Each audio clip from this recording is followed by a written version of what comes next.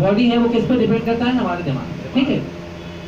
अगर मैं कुछ बोल रहा हूँ आपसे, तो उसको ऑर्डर कौन दे रहा है? मेरे मुंह को दिमाग। ये जो जितने भी हमारे सेंसेस होते हैं, हमारी इंद्रियां होती हैं, जैसे आंखें हैं, नाक है, कान है, त्वचा है, they are merely information gatherer. ये क्या होते हैं? इंफॉर्मेशन इकट्ठी करते हैं और माइंड को भेज देते हैं। फिर माइंड एनालिसिस करता है, डिसीजन लेता है उसे क्या करना, इनको आदेश देता है, और उसी प्रकार से फिर ये क्या करते हैं?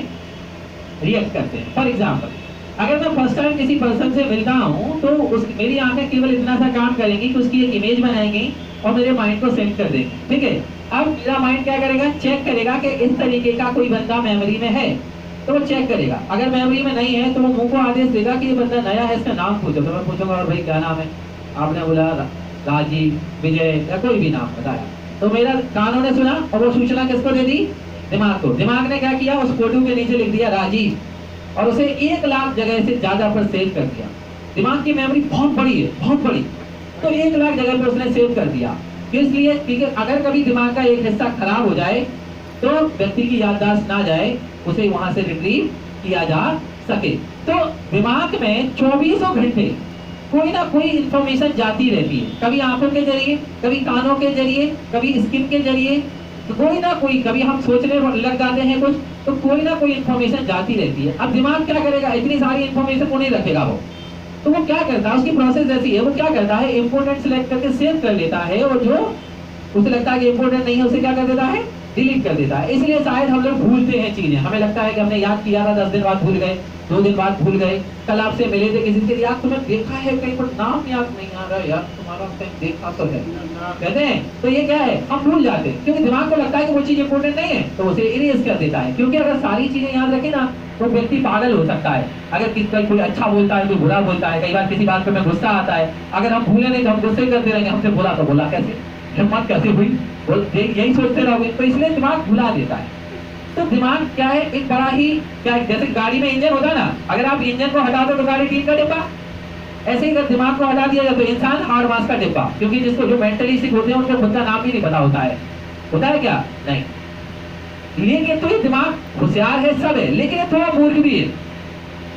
क्या होता है? ये पता नहीं लगा पाता है, सपने और हकीकत में अंतर नहीं जानता। सपने देखे हैं? नहीं इतना मत चिल्लाओ, मैं सुन लिया। तो हम सपने सभी देखते हैं। कई बार आपने देखा होगा कोई डरावना सपना, जैसे कोई हमारा पीछा कर रहा है, हम भाग रहे हैं, और पता लगता है कि भाग नहीं पाते हैं, पैर तो बढ़ रहे हैं लेकिन आगे नहीं बढ़ रहे हैं, घबराहट होती है बहुत ज्यादा, ठीक है। या कई बार लगता है कि हमारा कोई सीक्रेट पता चलेगा पिताजी को, और पिताजी और हम डर रहे हैं कि क्या हो रहा, और तब तक तो क्या तब कभी लगता है कि ये सपना है? नहीं लगता, ऐसा लगता है हकीकत है। और जब एकदम से हम जागते हैं, फिर देखते कोई सपना था। मतलब दिमाग सपने और हकीकत में अंतर नहीं समझता। तो होता क्या है कि दिमाग में जब लगातार सूचनाएं जाती रहती हैं, लगातार सूचनाएं जाती रहती हैं, तो ये बेचारा समझ नहीं पाता है कि क्या इम्पोर्टेंट है और क्या इम्पोर्टेंट नहीं है। इसलिए ज्यादातर चीजों को डिलीट मार देता है, ठीक है। कैसे समझते हैं? जैसे जब आप क्लास में आए, मेरी क्लास में मान लो आप, या किसी भी क्लास में, मेरी क्लास में आप आए, बैठे यहाँ, मैंने बेटा आपको पढ़ाना शुरू कर दिया। अब आपके साथ क्या होता है ये सुनो। आप बैठे हो, लिख रहे हो, आप देख रहे हो, लेकिन क्या होगा? आपके बगल वाला आपको कुछ बोल रहा है,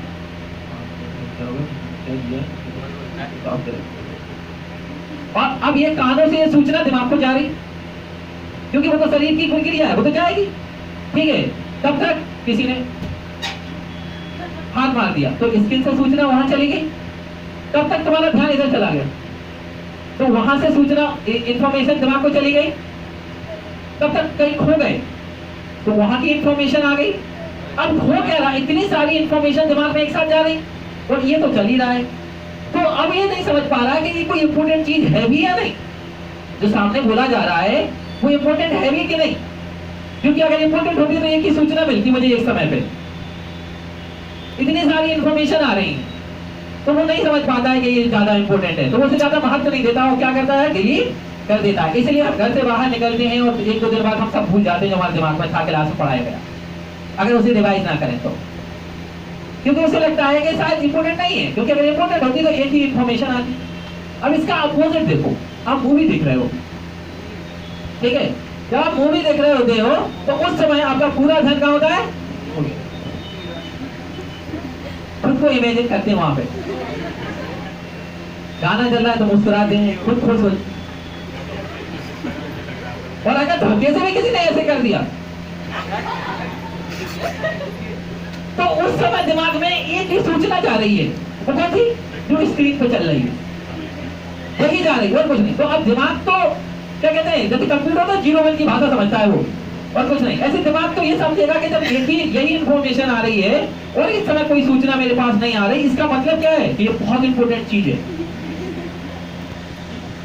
है ना? वो समझेगा कि ये बहुत इंपॉर्टेंट चीज है, तो क्या करेगा? उसे सेव कर देगा। और इसलिए स्टोरी आपको 10 दिन, 15 दिन, महीने भर, साल भर तक याद बनी रहती है, किसी मूवी की बनी रहती है। क्यों? क्योंकि उस समय कोई और सूचना गई ही नहीं उसमें दिमाग में। तो उसने क्या किया? उसे ये लगा जैसे कंप्यूटर है तो कोई भी प्रोग्राम करो केवल 0-1 समझता है, ऑन ऑफ, और उसे कुछ नहीं आता। ऐसी दिमाग है, उसको अगर एक ही सूचना मिल रही है तो वो ऑलरेडी समझ लेगा कि ये बहुत जरूरी चीज है और इसको सेव करने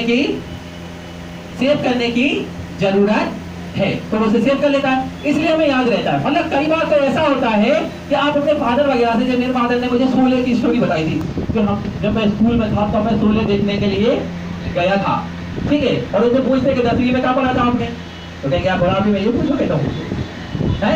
तो अब वो नहीं क्यों याद है? क्यों नहीं है याद? क्योंकि वो उस समय और भी बहुत सारी सूचनाएं उनके दिमाग में जा रही थी, तो वो इरेज हो गए। लेकिन उस समय जब मूवी देखी तो उस समय वही इंफॉर्मेशन आ रही। अब देखो तो आप रास्ते में आ रहे हो, दूर से कोई गाना बजता सुनाई दे कानों में, थोड़ी देर में गुनगुनाने लगोगे उसे, तो पता है क्यों? क्योंकि उस समय आपको तो उसी तरफ ध्यान चला जाता है, वही सूचना ग्रहण करना चाहते हो। तो कहने का मतलब क्या है? कहने का मतलब ये है कि अगर एक समय पर दिमाग में एक ही सूचना जाए तो वो चीज दिमाग में सेव कर दी जाती है, और जब वो सेव कर दी जाती है तो फिर वो आपके दिमाग से कभी खत्म नहीं होने वाली। और अगर एक आध बार और रिवीजन हो गया तो फिर वो दिमाग समझ जाएगा यार ये तो बहुत ज्यादा इंपॉर्टेंट है, तो फिर वो हमेशा के लिए याद हो जाएगी। तो अब जो व्यक्ति मेरिट में आना चाहता है, जो व्यक्ति 10 घंटे की पढ़ाई 3 घंटे में खत्म करना चाहता है, तो वो क्या डिसाइड करेगा खुद से कि यार जब मैं क्लास में एंटर करूंगा तभी मैं ये डिसाइड कर लूंगा कि मैं अपना एक सर्कल बना लूंगा, एक दायरा बना लूंगा, और उस दायरे में मुझे और कुछ डिस्टरबेंस नहीं चाहिए। मैं इस क्लास में दिमाग में केवल एक ही इंफॉर्मेशन भेजूंगा, वो कौन सी है? जो सर पढ़ा रहे हैं या जो बोर्ड पे लिखा जा रहा, इस समय मैं केवल एक ही इंफॉर्मेशन भेजूंगा। और अगर आप ऐसा करते हो तो चाहे कुछ भी हो, वो तो प्रोसेस है दिमाग की, है ना, वो बना ही ऐसा है। तो जब एक ही इंफॉर्मेशन जाएगी तो उसे क्या लगेगा कि ये इंफॉर्मेशन बहुत ज्यादा इंपॉर्टेंट है, और वो उसे क्या कर लेगा? उसे सेव करके रख लेगा। तो आपको क्या होगा, चाहे वो मैथमेटिक्स की क्लास हो, चाहे बायोलॉजी की क्लास हो, चाहे इंग्लिश की हो, चाहे कॉमर्स की हो, कोई भी क्लास हो, जो पढ़ाया जाएगा उसे रटने की जरूरत नहीं, वो अपने आप ही सेव हो जाएगा, वो अपने आप ही तैयार हो जाएगा। और क्या होगा कि फिर आप जो चीज घर पे जाके पढ़ने वाले थे, रिवाइज करने वाले थे, टाइम देने वाले थे, वो टाइम आपका बच जाएगा। अब पढ़ते कैसे हैं? जैसे हम घर पे पढ़ते हैं तब भी हम 1000 तरह की सूचनाएं देते हैं अपने दिमाग को। जैसे मैंने रजिस्टर खोला, मैं पढ़ने बैठा, अब मैं पढ़ रहा हूँ एक लाइन,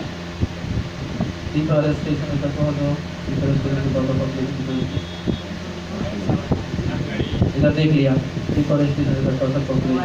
इधर देख लिया, ये सूचना चली गई, तब तक ये चली गई, इतनी सारी इंफॉर्मेशन जाती है। तो जो इंफॉर्मेशन जो इससे मिल रही है वो दिमाग नहीं समझ पाता कि ये इम्पोर्टेंट है, और इसलिए वो हम क्या करते हैं, उसे भूल जाते हैं जल्दी से। लेकिन अगर हम कोशिश करें कि हम केवल वही फोकस करें, केवल वही इंफॉर्मेशन जाए हमारे दिमाग में जो हम पढ़ रहे हैं, जो किताब में लिखा हुआ है, जो बुक में लिखा हुआ है, जो रजिस्टर में लिखा हुआ है, तो क्या होगा कि जैसे इधर तुम पढ़ते जाओगे और उधर वो सेव होता चला जाएगा।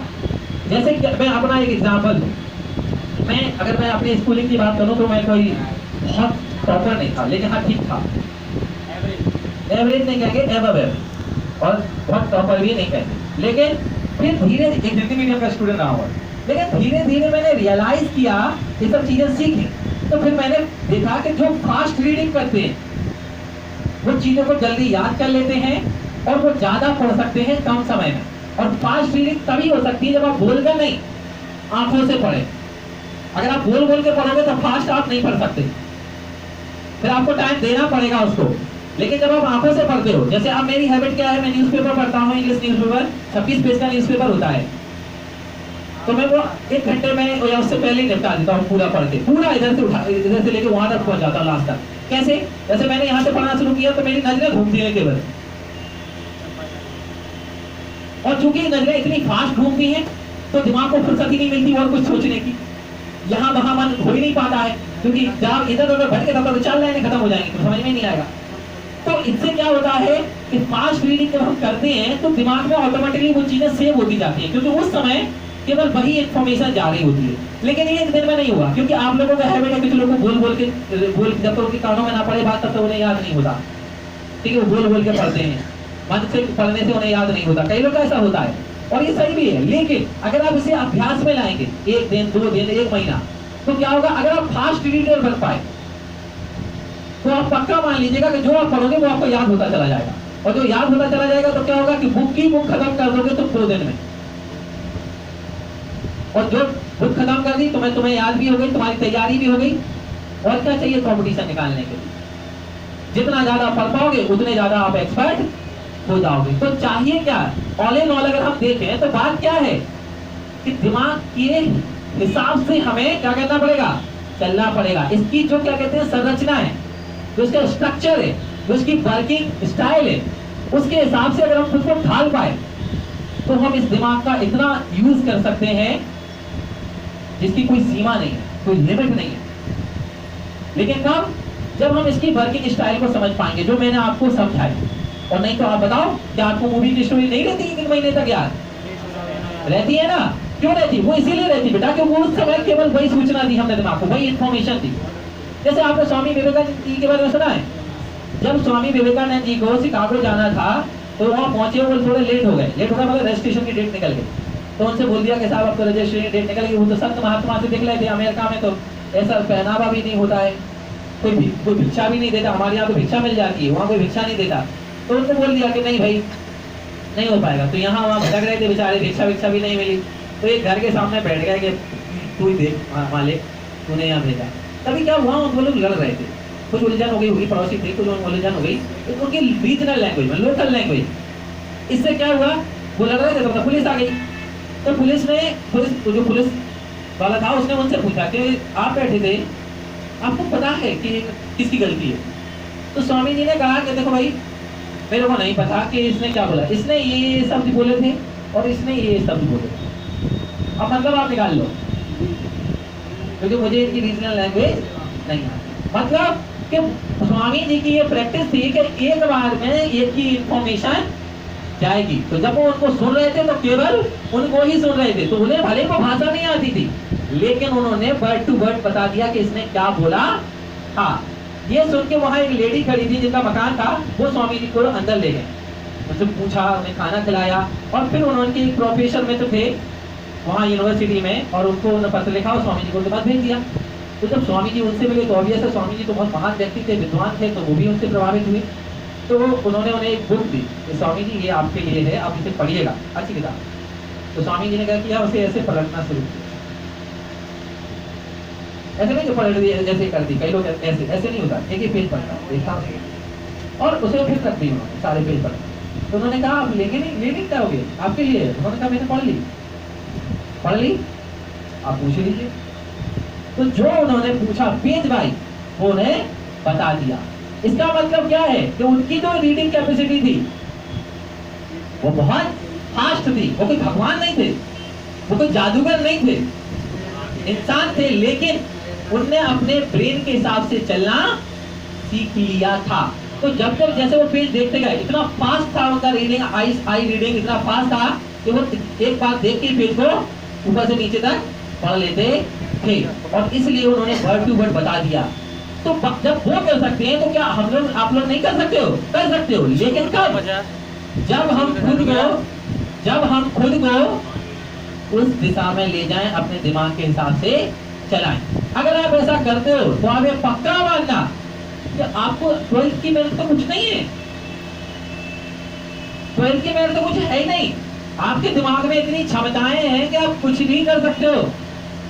IIT निकाल सकते हो, नीट निकाल सकते हो, IAS बन सकते हो, कुछ नहीं कर सकते हो, लेकिन कब? जब आप दिमाग के हिसाब से चलना सीखो। लेकिन अभी आप लोगों का क्या रहता है? अभी आप लोग 50 तरीके की सूचनाएं, इंफॉर्मेशन दिमाग को भेजते हो कि नहीं भेजते हो?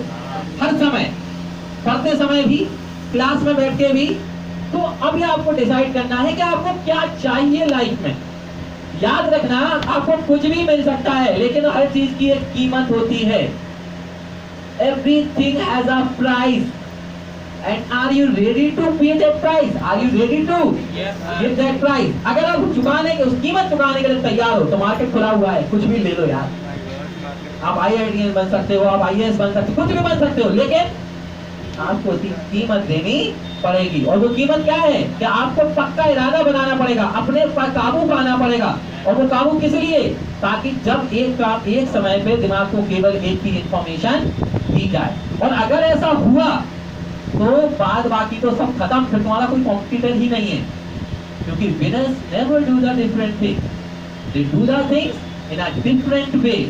विनर कोई अलग काम नहीं करते, अलग तरीके से करते हैं। तो ये जो मैं आपको बता रहा हूँ, ये कोई कहानी नहीं है, ये कोई किस्सा नहीं है, ये कोई हवाई बात नहीं है, ये साइंटिफिकली प्रूव है जो मैं आपको बता रहा हूँ। और ऐसा ही होता है। बशर्ते अब आपको ये देखना पड़ेगा कि विल पावर किसकी कितनी है ना? जैसे किसी की विल पावर बहुत अच्छी है तो वो तो अपने आप पे काबू कर लेगा, और पूरे हर क्लास में यही सोचेगा कि मैं तो केवल यही इन्फॉर्मेशन सेंड करूंगा जो सर मुझे बता रहे हैं।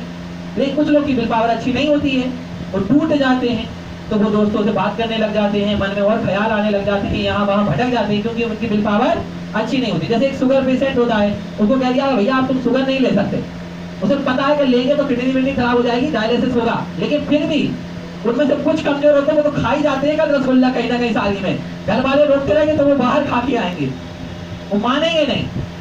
तो वो क्या है, उन्हें पता है वो मरेंगे इससे, उन्हें नुकसान होगा इससे, बाद में बहुत कुछ भोगना पड़ेगा, लेकिन फिर भी वो उनकी विल पावर नहीं होती, तो उन्हें उसका सफर करना पड़ता है। और जिनकी विल पावर होती है वो बिल्कुल नहीं करते, चाहे वो बाहर हो कहीं हो, क्योंकि उन्हें पता है अगर आपको फिट रहना है तो ऑब्वियस है आपको एक्सरसाइज करनी पड़ेगी ना यार। खटिया पे लेटे लेटे ठूसते थोड़ी तो मैं यार खाते खाते थोड़ी हो जाएगा तुम्हारा बॉडी फिट रहेगी, है ना? अब अगर कोई एक्सक्यूज दे कि नहीं साहब मेरे को काम रहता है, मैं इतने घंटे पढ़ाता हूँ, या मैं यहाँ रहता हूँ या वहाँ रहता हूँ, मैं ये जॉब करता हूँ इसलिए मैं नहीं कर पा रहा हूँ, तो फिर ठीक है ना, तो फिर तुम जो चाहते हो तुम्हें नहीं मिलेगा। नहीं तो क्या है, नहीं तो मजा तो सबको इसी में आता है, जाओ AC चालू करो डले रहो, टीवी देखो बढ़िया बस डले, है ना? आनंद तो इसी में आता है ना। लेकिन ऐसे थोड़ी है ना, अगर आपको कुछ करना है, अगर तुमको कुछ पाना है, अगर आपको फिट रहना है तो भी ऐसे आपको एक्सरसाइज करनी पड़ेगी ना। ना AC ना कुछ, जब तक पसीने में तरबतर ना हो जाओ तब तक आप नहीं रह सकते ना। तो आपको चुकानी तो कीमत तो चुकानी पड़ेगी। वो कहते हैं कर्म प्रधान विश्व कर राखा, और जो जिस कर्म करे तत्फल चाहा। विश्व में एक ही चीज है, और वो क्या है? कर्म। तो अब आप डिसाइड कर लीजिए बेटा कि आपको मेरिट में आना है या नहीं। आपके हाथ में है, मैं गारंटी के साथ कह सकता हूँ। आप में कोई भी आ सकता है, आप आ सकती हो, आप आ सकते हो, आप आ सकते हो, आप आ सकते हो, पीछे से कोई भी, हर कोई, लेकिन वही जो कीमत चुकाने के लिए तैयार होगा। जो कीमत देने के लिए तैयार नहीं है उसमें कुछ भी नहीं मिलता है। आपको कीमत तो देनी पड़ेगी बेटा।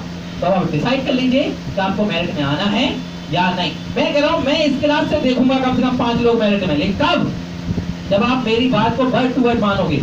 चाणक्य बहुत सारे शिष्य थे, तक्षशिला में वो हजारों को पढ़ाते थे, लेकिन सम्राट तो एक ही बना था ना, चंद्रगुप्त।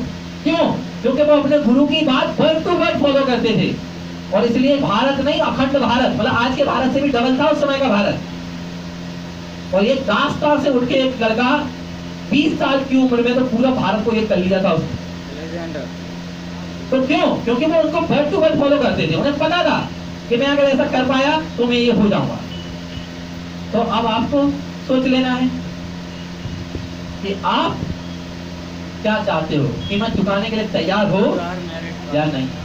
तो कितने लोग हैं जो सीरियसली देखना चाहते हैं अपने मेरे को मेरिट लिस्ट में और आगे बहुत आगे जाके? और कितने लोग हैं जो इस चीज को फॉलो करने का कोशिश तो करेंगे कम से कम? हाँ रहो, शाबाश, ठीक है, थैंक यू।